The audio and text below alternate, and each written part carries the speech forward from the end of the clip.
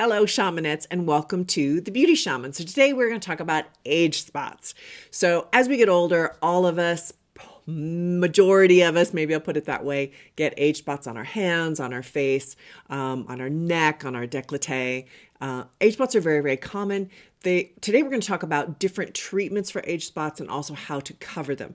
We're going to talk about internal treatments, things you can do dietary wise with your diet, and external treatments, things you can do if you go to a dermatologist or an esthetician. And then we're going to talk about things you can do at home, which I'm a huge fan of because I like to go on the cheap as much as possible. Before we get started, please visit my website at thebeautyshamanstore.com and sign up for my newsletter where I send out weekly discounts, great ideas, sales, all sorts of fun things come through on my newsletter. And also, please remember to hit the subscribe button and the bell so that every time I upload a video, you will be alerted. Let's get going. Okay, so age spots. Now, just so you know, from the get-go here is that I lean towards things that are non-toxic and non-invasive. In other words, I don't use fillers, Botox, or plastic surgery in anything that I particularly do. You can do what works for you, but as for me, I really do lean towards more things that you can get done as an esthetician, as I'm an esthetician, or things you can do at home and changing your diet in order to affect your skin. I'm very into more holistic things. That's just my leaning. Again, you are you. You do what works for you. I am going to share all sorts of things that you can do aside from the holistic approach, but just so you know that that's what I'm coming from. Okay, so first off, what causes age spots? Where do these things stem from? There's some argument. They're actually not from your liver. They're called liver spots sometimes, but they actually really don't have that much to do with your liver. It can if your liver is super clogged and if you eat really unhealthy or you drink too much, that sort of thing, you are going to see some problems with your skin, of course, because the skin is the largest organ in your body. Anything that you do, any condition that your body has automatically shows up on your skin. It is the canary in the coal mine. I can just look at somebody who sits in my makeup chair. I'm a professional makeup artist, and I can know so much about that person's lifestyle just by their skin, including young people. Doesn't matter what age, you can really tell. So having said that, age spots in particular are not just because, okay, we're getting older. It's because there's something in our bodies that is up that we need to really examine and look at. You can be 90 years old and not have one age spot. If you've ever met anybody, who doesn't, I have. In my travels, I've met especially Japanese women and Asian women just have the most unbelievable skin. And a lot of that is because of their diet, but I'm getting ahead of myself. All right, so to start off with, what can cause it? One of the causes is high levels of insulin. So in other words, if your insulin isn't balanced and your insulin is spiking and you're going through problems with your insulin, that can cause that with your skin. The other one is high levels of estrogen. So having estrogen issues, once you get your hormones in balance, sometimes that can really help with skin issues. Birth control pills can also really cause discoloration. If any of you during pregnancy have noticed that you get melasma or discoloration on your skin, a lot of times that is caused because of hormone fluctuations, like what I said earlier. Using hormone replacement therapy can also bring that on because you're playing with your hormones. Stress, having high cortisol due to stress, can lead to Cushing's syndrome and Addison's disease. I have my cheat sheet over here. Those kind of illnesses really do come from having stress in your life and high cortisol. For stress, you can take vitamin B and D3. Our society tends to really be depleted in these vitamins anyway. So I always suggest seeing a naturopath and really getting on a good regime for vitamins and nutrients and minerals that our diet really lacks. For estrogen issues, eating more cruciferous vegetables. Did I say that word right? Cruciferous. Also, sea kelp can really help with estrogen levels, really bringing that down to a good level. And for insulin problems, one of the recommendations is going on a keto diet. Now, I am not on a keto diet. I tried it once. It's not for me. But sometimes that can really help to balance out your insulin, as well as intermittent fasting. And intermittent fasting is something that I practice. I don't eat breakfast until around 11 o'clock every day. And the last meal that I eat is around 6 p.m. So I'm only eating with a certain time of day. There's a whole science to intermittent fasting. It doesn't work on everybody, but I think read up on it and see if that might be of help to you. Okay, so what are some things you can do externally, like as far as going to a dermatologist, that would really help with age spots? So this is more of something that's going to be a quick fix. So say you've got tons of sun damage. If you're like me, you were a sun worshiper. I really was out in the sun a ton, and I have done some of these, and I will explain what I've learned from that. Okay, so using bleaching creams, and you get this from a dermatologist, that contain hydroquinone.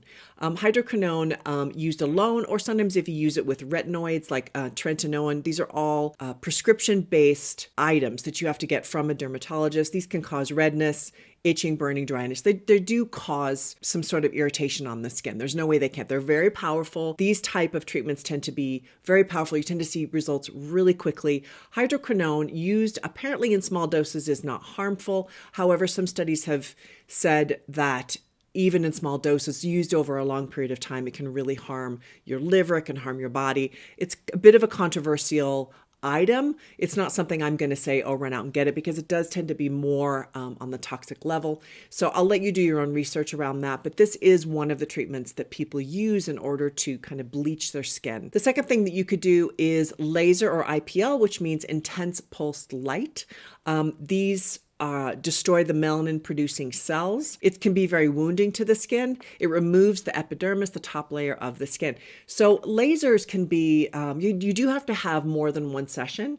It tends to be fairly pricey. So we're looking at maybe $600 to $1,000 for 2 to 3 different treatments. Some people swear by it, think it's a great way to go. Other people feel that this is isn't really going to get in there and do what they want to have done. So there's sort of a toss up there. It just depends on you, how much skin damage you have, and what your skin is like and how it reacts. The third thing is to use liquid nitrogen or cryotherapy. And what they do is take a Q-tip, dip it in to liquid nitrogen with a cotton swab, hold it on the spot for about 5 seconds, and then over the following couple of weeks, it sloughs off. It destroys the extra pigment and it heals and lightens the area.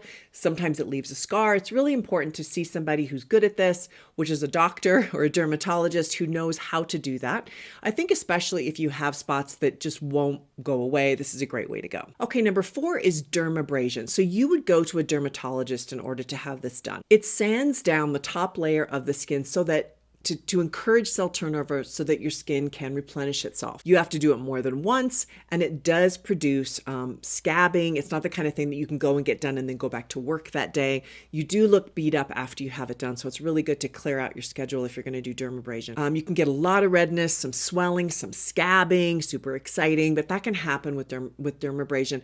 It is effective, done over the long haul, done maybe several times. You can see a noticeable difference. You just have to be ready for the fact that it is very invasive. It does leave you looking badly, but then once you heal from it, you really will notice a big difference. I've probably heard the best things about dermabrasion, although some of you might have experienced something different. So please write down below and let me know. But from what I've seen is that this can be more of a quick fix. Like you do it a few times and you really notice a big difference. Okay, so number 5 is microdermabrasion. So this is different from dermabrasion. This is something that you go to an esthetician for, and they use a machine. Same thing as dermabrasion, but it's more mild. And this is the sort of thing that you would need to do every month for however long. I did this. This is one of the treatments that I did. I've done it for years now, probably 4 or 5 years. I've done dermabrasion along with chemical peels. So I get actually I do it myself because I'm licensed, but microdermabrasion and a chemical peel on top of that really does, over the long haul, slough off the dead skin layer, encourage cell rejuvenation, and minimize liver spots and dark spots. I really only have one spot over here that I have not covered today, so you can see it, lovely. But I put retinol on it every day, or when I remember, to minimize it. And it is going down. It has gone down a lot, but this is sort of the slow and steady route. It's probably the least expensive out of all of them that I've mentioned so far, because it's something that you do every single month. After I do it, I do notice my skin is red the next day. It is something that I have to heal from. Takes about a day to 2 days for my skin to go down. Today, I still have a little bit of redness. It's been 3 days.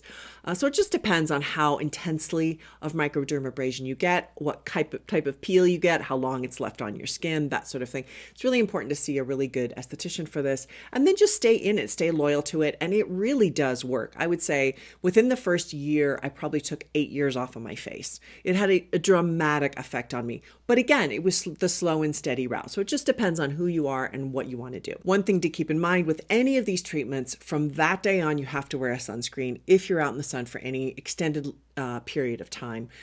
You just have to, because your skin becomes so much more sensitive to the sun, and you can actually do serious damage to your skin in the sun if you've had these treatments done. Okay, so what are some home treatments? What are things that you can do every day or several times a week with products that will really help to diminish age spots, as well as some sun damage here, because we're kind of talking about both. So one of the first things is to buy hydroquinone over the counter. So again, I said this is, really has some toxicity to it. So you want to be really careful the quantities that you get and how long you use it for. But having said that, you can get hydroquinone in some moisturizers. Some people say don't blend it with moisturizers, but really if you're going to go over the counter, you pretty much have to blend it with a moisturizer. I would say you're going to see some effect from that if you do buy it, even with a moisturizer. From what I've read, it does work. But again, this is the slow and steady sort of path as opposed to the quick fix. Again, I'm more of a slow and steady kind of gal. I want to keep it affordable. I want something that I can use at home. One of the products I would say would be something to look into would be Paula's Choice Triple Action Dark Spot Eraser. I will put down below links to these products. So this one has hydroquinone in it. And I think, again, used over a long haul can help. Glycolic acid, or AHAs, alpha hydroxy acids, which includes I think it's kojic acid, KOJIC. I'm probably not pronouncing that right, but both of those are alpha hydroxy acids. So if you can get a product with glycolic acids, that does help every day. Again, you're using it on your skin every day. At night is probably best. And it does help to encourage cell turnover and to diminish not only fine lines and wrinkles, but also age spots. Another great fix is retinol. So Retin A, or also called tretinoin, is a prescription strength, and these are very strong. So these are probably 100 times stronger than any retinol you're going to get over the counter, but you do need a prescription, and you will get a lot of noticeable dryness and flaking and redness and that sort of thing. You can get retinol over the counter. I would say there's tons out there. I'm just going to mention a few of them. Low cost, I would say try The Ordinary. It's $8. And it's a lot of, the number one ingredient is squalene, which is oil. It's very oily, but it has 1% retinol in it. I have not tried this, so I actually don't know how well it works when mixed that much with oil.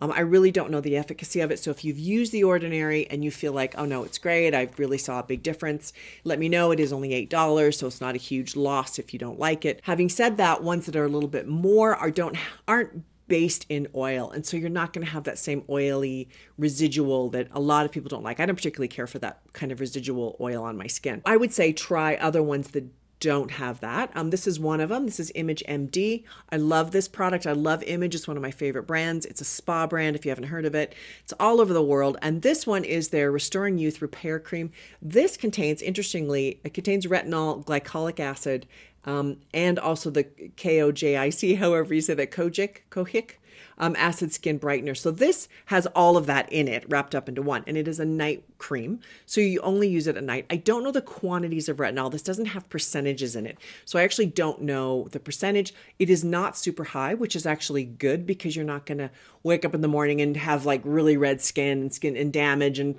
got to go to work.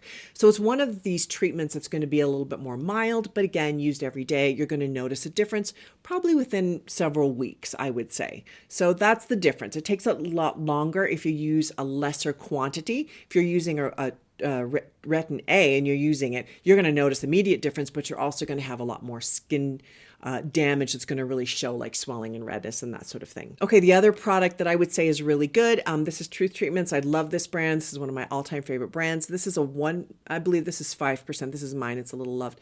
This is a 5%. 5%'s really strong. I would not recommend you start with this unless you've been doing maybe microdermabrasion or dermabrasion or something else on your skin and your skin is used to it, because it's very strong. It's not as strong as Retin A, but it's definitely kind of right underneath that. So I would say be really careful. Or you can, Tooth Treatments also makes a 1%, which is also very strong. And you're going to also have some redness when you initially start using it. These are for people who have really been using retinol for a while or have done other treatments, and their skin isn't going to react as badly as if some of you who haven't used those at all. If you haven't used it before, I would start really mild and work your way up. Okay, so how do you cover your sun damaged skin or your age spots? Okay, so many of you want to use a full coverage foundation, and in truth, you can if you want. What I find though, as a makeup artist, is for women who are older women, so say, 50s and up, maybe even in the 40s and up, depending on your skin damage, really to put a full coverage foundation is very difficult because it can really set and fine lines because it's full coverage. So you really have to play around. Depends on your condition of your skin. If your skin's in great condition and you just have some age spots and sun damage, putting a full coverage foundation might look okay. I would say for the most part, I avoid that. But if I was to recommend a full coverage foundation, I would try the MAC Full Coverage Foundation. That's what it's called. It's actually a cream-based foundation. It's in I don't have it here, but it's in a compact. You can try it out and see how it sets on your skin. It is going to, really kind of clean, what do we call clean up? Like it's really going to clean up your skin. But what I found a lot of times, if people who haven't really been working on their skin wear that, there's a big difference then between their face and their neck. So your neck a lot of times will have more redness, or it'll have age spots on your neck, and all of a sudden your face has nothing. It's like perfect, right? Because you're wearing this foundation. And so sometimes that can look really weird. I'm very aware of that because I work with on-camera talent. I'm not going to make somebody up so their face is perfect if their neck is really red or has a lot of spots on it. I'm going to try to then soften the foundation down so it's not quite so heavy looking, so that they don't look weird in front of the camera, okay? So that's why I have that advice. I tend to go for light to medium coverage foundations. Things like MAC Face and Body is a really good foundation.